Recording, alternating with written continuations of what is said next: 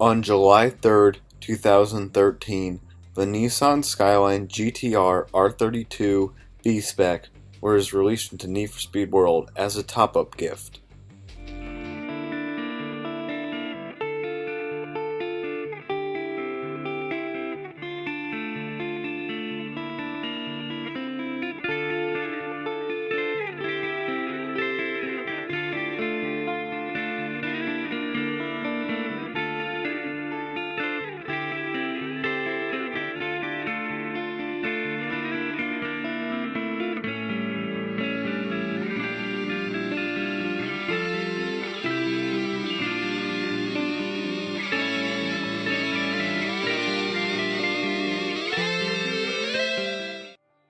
The car comes with two 3-star nitrous power skill mods, one 3-star nitrous duration skill mod, and two 3-star perfect start RPM.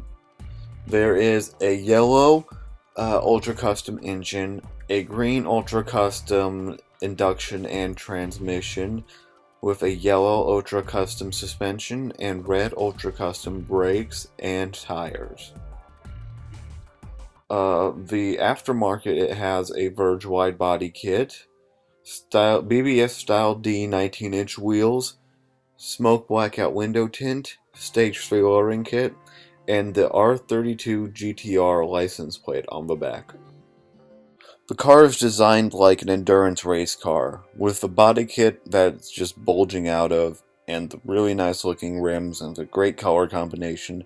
I do like this car. Also, I like the carbon fiber looks and the vinyls on the side, like the Need for Speed World vinyl, the BBS vinyls. They're cool.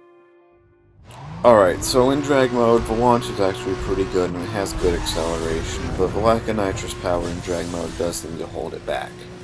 Also mixed with the fact that you're going to have to be going in open class events, you're not going to find too much luck against opponents. Even with a Class B Elite Eclipse, I still got beat pretty bad.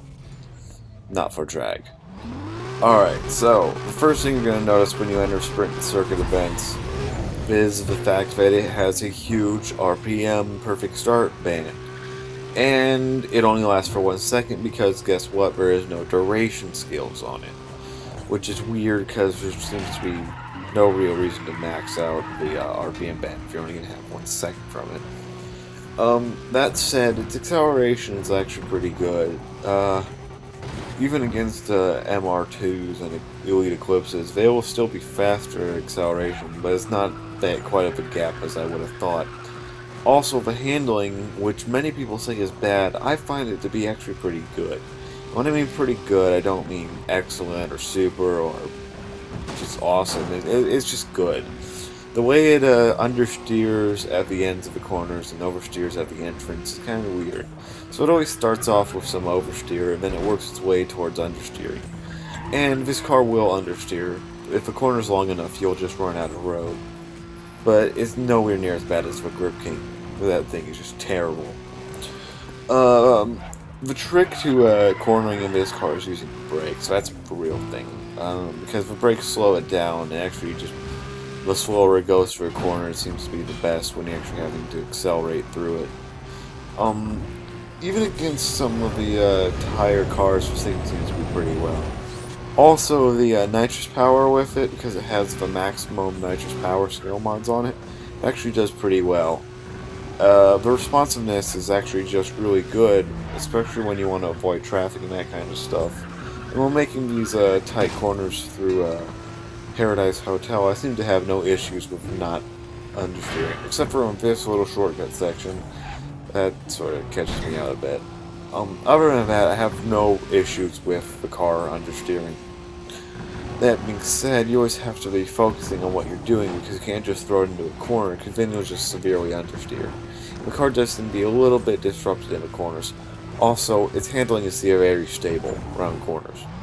When its performance in races is okay, its performance in Teamscape and Pursuit Outline are also actually really good. The way its weight is that it's heavy, so it can take out cops. Charger cops, that's usually just one hit. Rhino cops, that's one hit to the record penalty to flip them.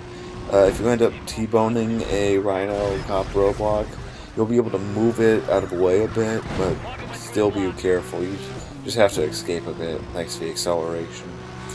Again, it is sort of responsive, so you're just able to weasel out of sticky situations, and the way the car really just throws its weight around, like when you collide with the side of another car, you'll most likely be able to tip it, so that's pretty good. So this car is good for both cost to state and